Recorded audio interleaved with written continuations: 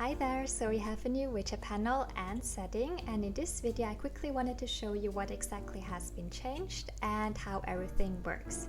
So when you open the create page and you open the setting or widget panel, what you will see is this panel right here where you have the widgets up here below and then the settings down here. So what we've changed is that we combined both the widgets and the settings into one big panel, and we also added these buttons here which are height, default, expand and large. So depending on what screen you have, you can change, you can choose how much you want to show of each panel. So for example, if you're working or adding widgets, you can expand it, make it a bit bigger so you can see more of the widgets.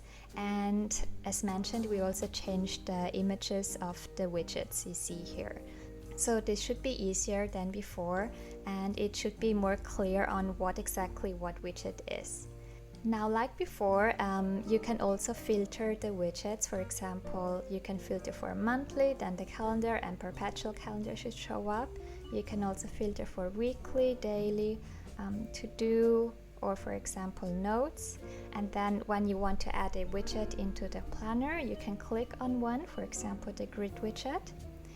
And let's make this panel smaller and show more of the settings. And then all the settings for this grid will be down here below.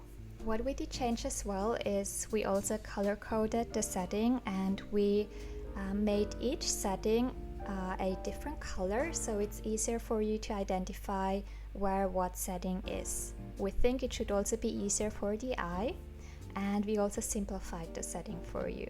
So for example here, grid widget, settings you can customize are colors, the background color, the header, the size, and so on. And one last thing I wanted to show you is up here. It's categorized into widgets, graphics, and creators. So widgets are the widgets you see here, and then when you click on graphics, it will show you all the graphics. And then you can also filter the graphics, for example astrology signs, or for example we also have flowers and leaves. And so you can click on them and then they will apply into the box you have selected in the planner. Now this is different from the sticker mode. So whenever you want to freely drag the graphics on the planner and not have them applied into the boxes, you will have to click on sticker mode. When sticker mode selected, you also have more graphics to choose from. And then you can, for example, click on one, let's say this one here, and you can freely drag them onto the planner and they will be on top of the planner. So that one's different from before. Before we had the planner mode selected and the widgets were applied into the planner like this, and they cannot be dragged around. So whenever you want to drag the stickers, you have to go back to sticker mode, and then you can drag the stickers you applied on top to the planner.